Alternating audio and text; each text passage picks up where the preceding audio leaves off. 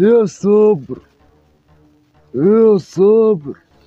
يا زعيم، عمال رايحين جايين مش عارف احنا ماشيين فين. يا ابني انت متأكد ان انت عارف السكة؟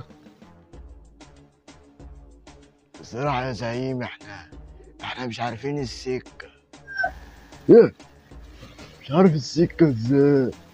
يا موديني فين؟ ما نسيت السكة.